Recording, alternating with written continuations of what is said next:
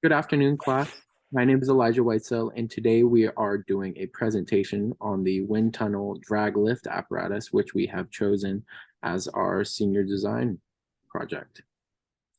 As I said before, I am Elijah Whitesell, and my role for this project was the team manager. And so some of these roles included providing documentation for the support and for the design. I proposed the first generation design framework. I modeled the 3D fastener of the design. I did many of the numerous ANSYS calculations and some of the structural analysis for this project. My name is Qinfu Hu, and I'm responsible for the 3D modeling of the product body, as well as the stress analysis and some of the ANSYS analysis. So to begin this presentation, I'm going to go over some of the topics covered, and this is going to include the introduction and the background with the design constraints and the project goal, also the commercial implementation, and this is going to include the wind tunnel market analysis, the literature review, the design methodology and the design calculations, which will include the design iterations, the expected coding for senior design 2, the vibration optimization, and next we will go over the design analysis, and this will include preliminary calculations and theoretical design. The next topic we'll cover is the design results, and this will include the physical considerations for senior design 2. The next topic is the roadblocks, and this will include the solution to those roadblocks. The next topic is going to be the code of ethics, and finally, the conclusion will be covered.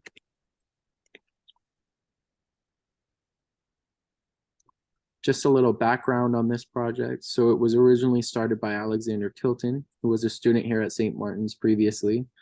He was instructed under Instructor Wickett for this project, and he was instructed to create a device for the wind tunnel that could be used to test the drag and the lift of different objects.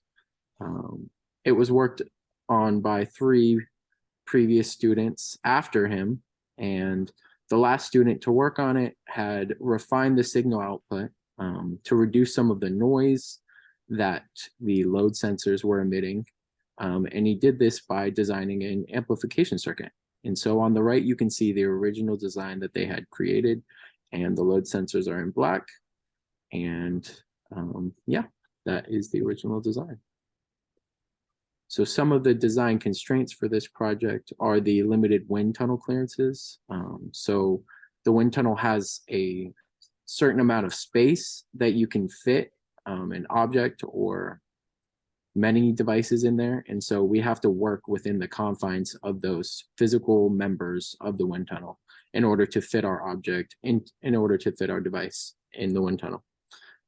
Our project needs to be a new design, and the hardware needs to be compatible with the current lab equipment. And so that goes with all the Texas MIDAC lab hardware. And so we need to, our hardware needs to be implementable with this equipment and also the computers. We are limited by a $500 budget, and this includes the manufacturing, designing, and the testing procedures. Our manufacturing is limited to the manufacturing lab here at the school. The device needs to have adjustability, specifically the angle of attack, and this will provide different test results and different parameters for testing procedures. The device needs to be removable in case the wind tunnel needs to be utilized for other procedures. And finally, there needs to be a vibration optimization in the device to reduce the noise that the previous teams were encountering. So the goal of this project is to produce accurate and optimized data for different test objects. The device needs to be easily implementable in order for commercial applications in case we want to take that route. And this will include the manufacturing and financial considerations of the product. And hopefully the design will have a simple but efficient design in order to reduce waste. Second part is about like commercial implementation. Next one, please. As wind tunnel is one of the most common and effective tools for conducting aerodynamic tests, the accuracy and reliability of measurement equipment play an integral role in wind tunnels. So in general, the wind tunnel market and the wind tunnel measurement equipment market can be equal as the same market. And because of a pandemic, the wind tunnel market has been influenced. Industrial activities are accelerating in the last quarter of 2020 as end user demand for wind tunnels continues to grow steadily. The global demand of wind tunnel remains stable due to the huge demand of wind tunnel in the construction industry. The COVID-19 pandemic has led to an increase in demand of high-quality wind tunnel solution for electric vehicles, as wind tunnels are crucial for assessing aerodynamics. Next one, please. In terms of regions, the Asia Pacific's wind tunnel market is estimated to register the highest growth in the coming 5 years. Countries such as China, India, Japan, South Korea, Taiwan, and Australia are the growth engines of the region as they are enormously investing in the. I'm sorry, I need to stop.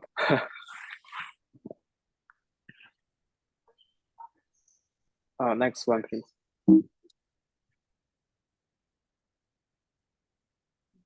This is the wind tunnel market share by regions.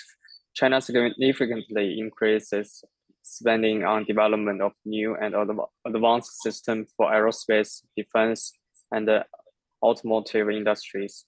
Countries such as Japan, India, and South Korea are also developing rail, automotive, and marine infrastructure. These infrastructures requires wind tunnel testing applications. Next, please.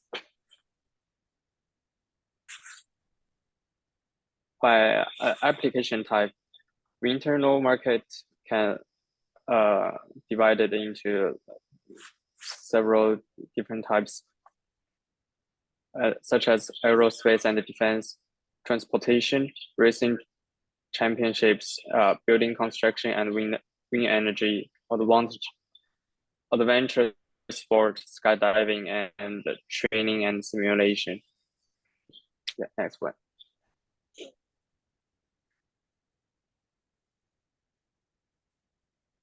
So the list below is the powerhouse in global wind tunnel market. These companies all could be our potential clients, such as like you can see the Boeing company and Rock Group and Center Scientific ET Technology. Yeah. Next one.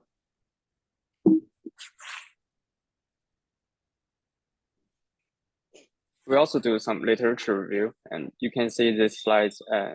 This one is like someone did in other projects. And next one, please. So for this one, the strength for his project is like he can easily adjust the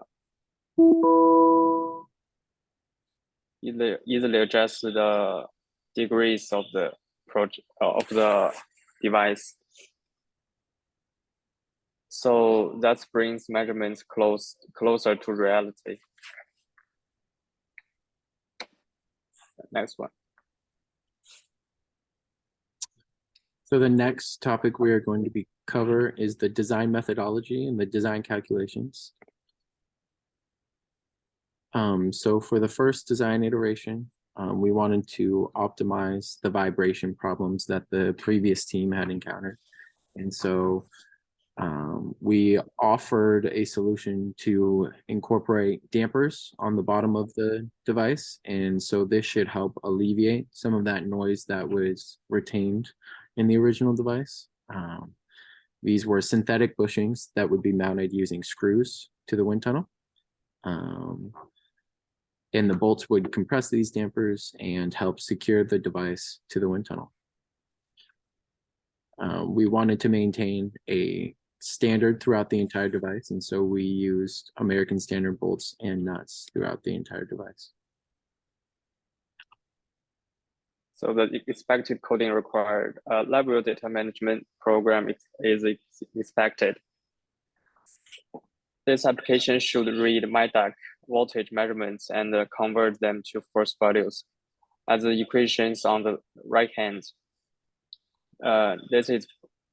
these equations are used for our LabVIEW data collections, where V is the load cell output voltage and F range is the allowable force range. VEX is the excitation voltage and E0 is the electrical output.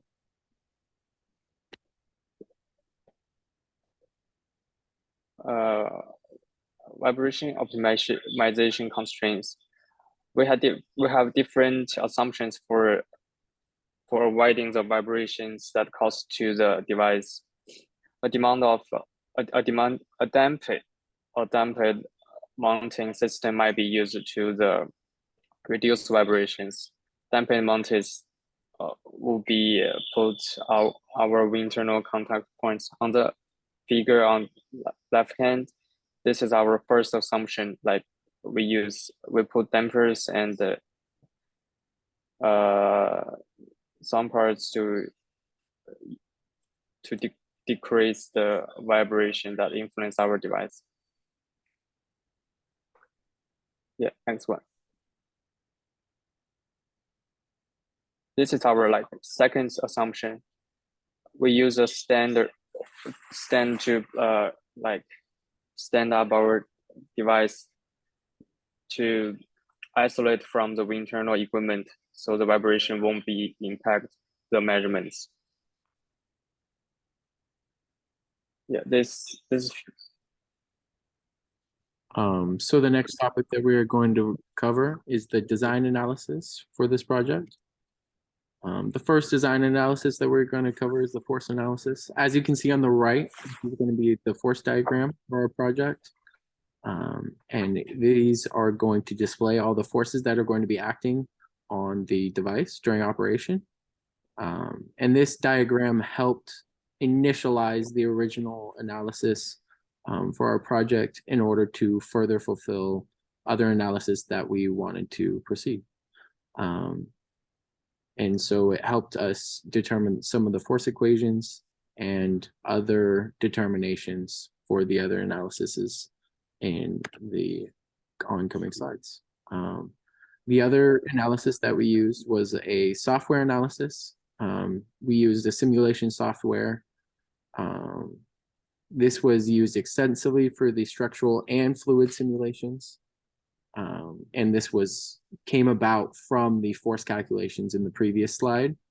The bending moment diagram on the right displays the bending moments on the device.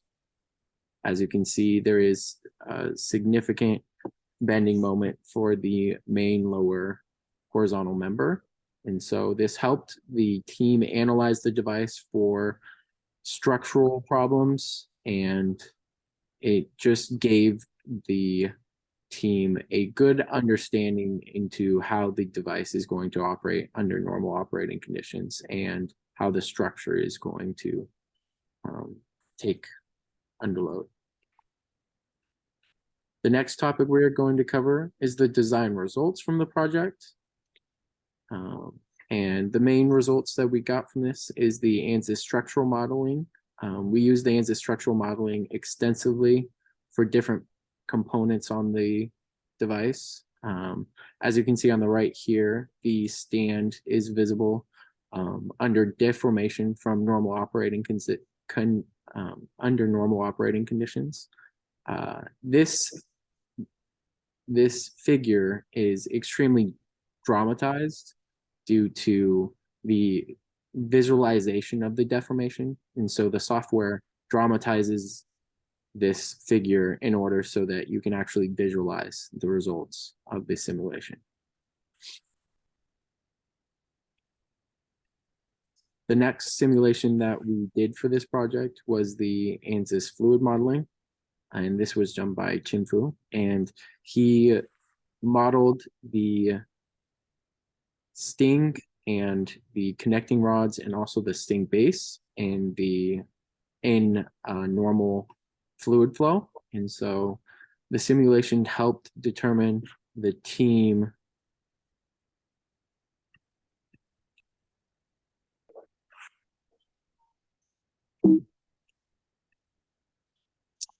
The next simulation that we did for this project was the ANSYS fluid modeling, and this was achieved using ANSYS Fluent by Chin Fu.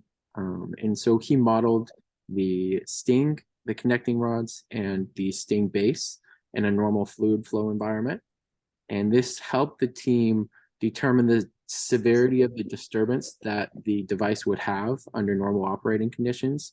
And it helped the team optimize the design to minimize the disturbance that the actual object encountered in this fluid flow. The next topic that we are going to cover is the code of ethics for this project and this device.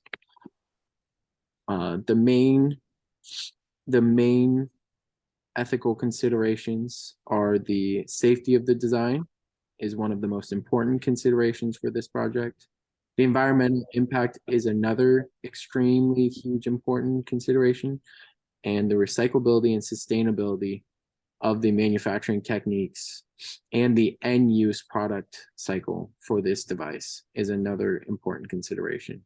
And so the device was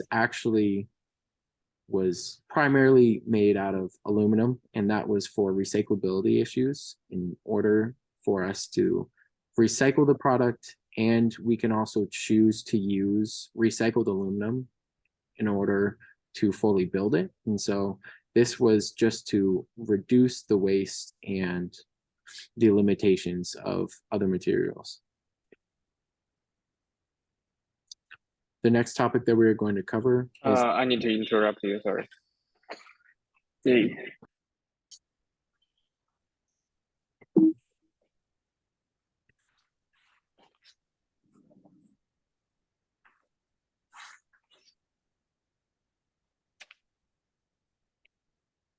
the next topic that we are going to cover in this presentation is going to be the code of ethics for this project. Some of the ethical considerations for this project are the safety is the most important consideration for this design, specifically the safety of the users under normal operating conditions. And so ensuring that the device will maintain its structural integrity under operating conditions and under load is extremely important in order for the end user's safety. The environmental impact is another consideration that we made during this design, and this includes recyclability and sustainable manufacturing. This was extremely important for the material considerations, and so most of the product is actually made out of aluminum, and this gives us plenty of options in order to choose whether we want to use recycled aluminum at the beginning. And also aluminum can be recycled many times over. And so this is extremely crucial for the end use life cycle for our product. The next topic that we're going to cover is the roadblocks for this project. The current roadblocks that we have is the lack of experimental data, particularly in the previous design and the current load sensors that we have. We don't really have a whole lot of understanding onto how they're going to operate and what kind of signals they're going to emit. And so we want to be able to build a physical device in order for us to start the actual experimental testing. And this will help us in our further methods for this project. The manufacturing is also going to be a limitation for us, as some of these features on these components are extremely minute and are going to require specialized techniques in order to create. And so that is another roadblock. Some of the solutions to these roadblocks are going to be to create an actual functioning prototype. This will allow us to experiment and further the project in more ways. This includes the coding requirements that we are going to have to do for the Texas MIDAC integration.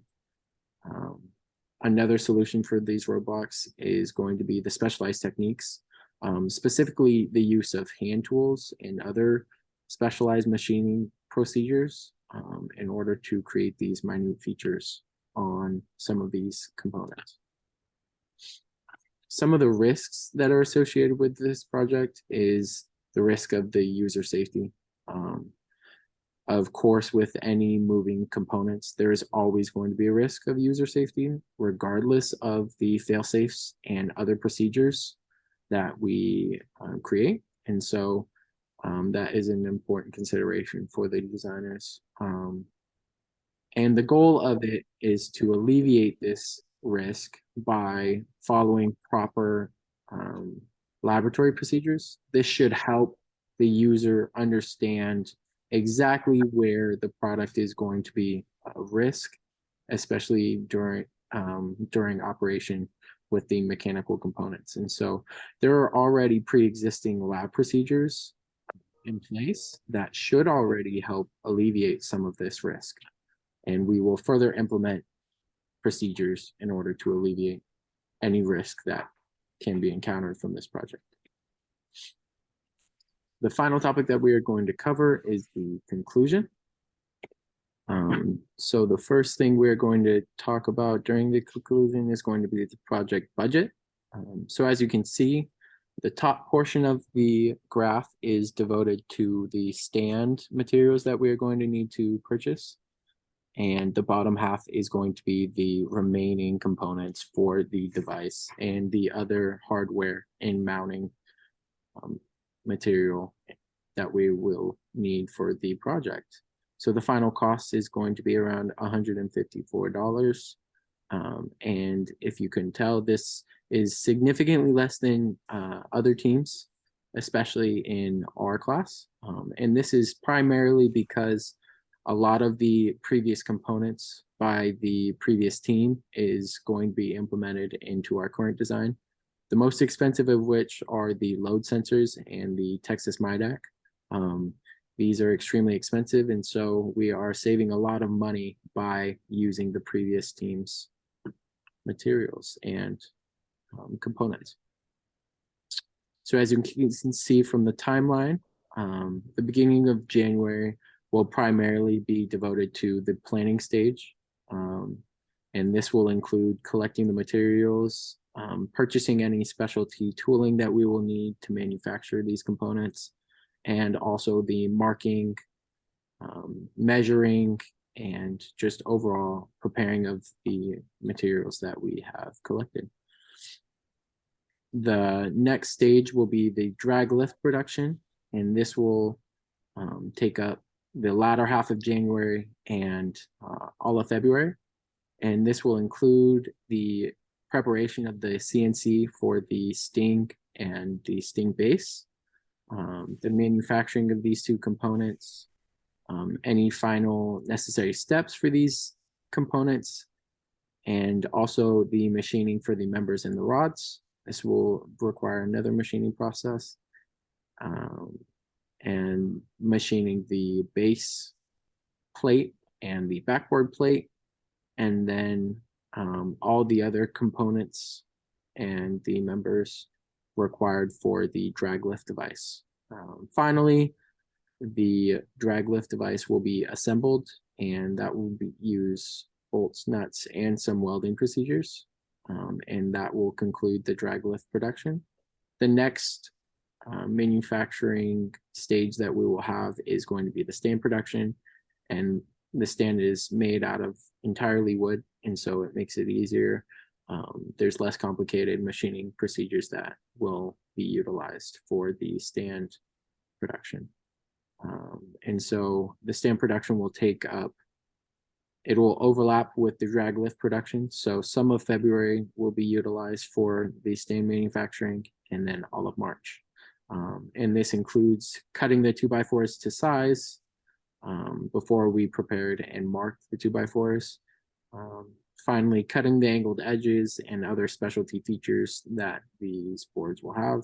And then finally, assembling the stand. The testing coding portion will take up some of the latter half of March and into April. And this will include mounting the drag lift apparatus to the stand, initiating the MyLab integration. And so that includes doing the experimental data, the experimental testing, and then finally writing the MyLab code in order to make a smooth and easy to use program in order for lab procedures. Finally, the code will be finalized and the device will be fully assembled and operational, hopefully by the end of April. And so this is our works cited page and our second one. And so if you have any questions, please reach out to either me or Chin Fu, and we will answer any questions in class.